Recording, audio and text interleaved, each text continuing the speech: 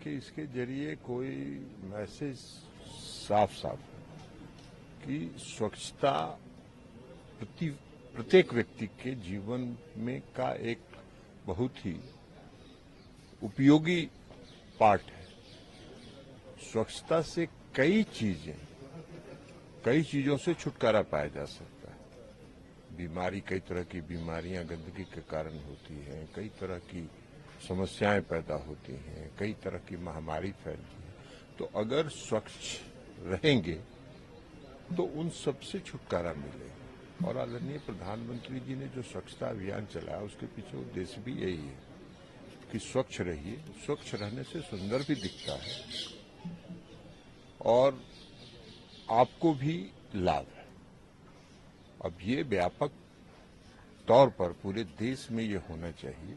इसका एक संदेश यहाँ से आदरणीय प्रधानमंत्री जी भी श्रमदान करते हैं, हम सब लोग श्रमदान करते हैं और उससे एक संदेश देते हैं। स्वच्छता सिर्फ स्वच्छता के नारे के लिए नहीं है, स्वच्छता को स्वभाव का अंग बनाना चाहिए और उसको अपने संस्कार में शामिल करना चाहिए कि हम अगर 10 मिनट आधा घंटा रोज अपने आसपास अगर साफ सफाई रखेंगे, गांव में गलियों को, नलियों को अगर हम साफ रखेंगे तो उससे कई तरह की समस्याओं से छुटकारा मिलेगा। तो इसलिए नारा भी दिया गया है कि स्वच्छता स्वभाव भी है और संस्कार भी है, इसको उसका अंग बनाना चाहिए। बिहार के समय में देखिए, बाढ़ में आरोप लगाया जा रहा है कि सरकार को जिस तरह से लोगों की मदद करनी चाहिए वो फेल है। आप कभी आरोप लगाना तो अलग बात है, लेकिन आपको मालूम है कि बिहार में नीतीश कुमार जी प्रारंभ से, जब से वो मुख्यमंत्री बने हैं, एक ही बात उन्होंने कही है कि राजकोष जो है उस पर सबसे पहला अधिकार अगर किसी का है तो वो है आपदा पीड़ित लोगों का। और जब भी बिहार में आपदा आई है पिछले 20 वर्षों में, मैं भी वहां 5 वर्षों तक सरकार में मंत्री था, जब भी आपदा आई उन्होंने राजकोष को खुला छोड़ दिया। वहां जो हम अभी खुद भी, मेरे क्षेत्र में भी बाढ़ आई थी, हम गए थे वहां। ये आरोप लगाना अलग बात है, बोलना अलग बात है। हम वहां गए थे, वहां जो कम्युनिटी किचन चल रहा था उसमें मुख्यमंत्री के आदेश पर एसओपी बनाया हुआ है कि जो भी कम्युनिटी किचन में और कैंप में आएगा उसको, महिलाओं को कपड़ा, पुरुषों को कपड़ा, बच्चों के लिए कपड़ा, सबको एक एक थाली, एक एक लोटा, एक एक गिलास दिया जाएगा। वो उसी में भोजन करेंगे। कोई पत्तल में नहीं खाएगा, पत्तल बाहर फेंकेगा तो उससे बीमारियां फैलेगी। पूड़ी नहीं खिलाया जाएगा कम्युनिटी किचन में, इसलिए कि पूड़ी में किस तेल का उपयोग है। तो ये सारा एसओपी बना हुआ है।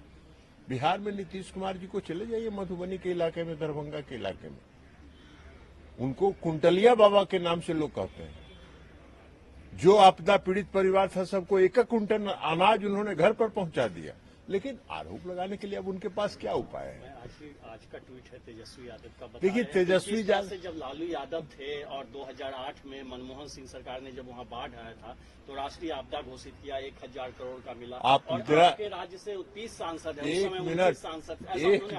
एक मिनट, लालू जी के राज का पुराना इतिहास, लालू जी का भाषण हम आपको सलाह देंगे। पुराना भाषण लालू जी का पढ़ लीजिए। लालू जी जब बाढ़ आता था तो कहते थे अरे बाढ़ आ गई तो गरीब सब मछली मारी खाई, बाढ़ तो मछली लेके आवेला। यही तो उनका था बाढ़ पीड़ितों के बारे में। तो ये बात छोड़ दीजिए, वो इस तरह के बयान देने के लिए वो जाने जाते हैं और वही संस्कार उनके पुत्र ने भी ग्रहण कर लिया है। तो अब इसका क्या जवाब दिया जाएगा? तो उनका पुराना इतिहास तो बता दिए कि बाढ़ आता है तो मछली मार के गरीब सब खाता है, बाढ़ में मछली आ जाता है। तो यही सब उनका बयान था, मजाकिया टाइप का। किसी भी चीज को, गंभीर समस्या को हल्का कर देना उनका स्वभाव का अंग है। और एक आखिरी सवाल, राहुल गांधी ने आरोप लगाया है कि हरियाणा को प्रधानमंत्री ने बेरोजगारी का केंद्र बना दिया है। आप देखिए, राहुल गांधी जी के किसी बात का कोई जवाब देने का मतलब नहीं है। राहुल गांधी आजकल पूरे देश में घूम घूम के कह रहे हैं कि जाति आधारित जनगणना होना चाहिए। भाई, हम लोग भी कुछ दिन INDI में थे, हम लोगों ने प्रस्ताव दिया था बॉम्बे की मीटिंग में, मुंबई की मीटिंग में और बेंगलोर की मीटिंग में कि देश में जाति आधारित जनगणना कराया जाए, इसका प्रस्ताव पारित करिए। क्यों राहुल गांधी चुप थे? किसके दबाव में चुप थे? श्रीमती ममता बनर्जी के दबाव में चुप थे। अब आज उनको बड़ा समझ में आ रहा है। बिहार में नीतीश कुमार जी ने जाति आधारित जनगणना कराई, एक उनका दिखा दीजिए जिसमें उन्होंने कहा हो कि बहुत अच्छा काम हुआ है। नहीं, तो वो इस तरह के वो भी पप्पू है, उनमें गंभीरता नहीं आई है, मैच्योरिटी नहीं आई, परिपक्वता नहीं आई है। तो परिपक्वता नहीं आई है तो जो मन में आता है वो बोलते हैं। अरे, आप अगर विरोधी दल के नेता हैं, आप देश की जो विपक्ष की सबसे बड़ी पार्टी के नेता हैं, तो अपने में परिपक्वता लाने का प्रयास करिए।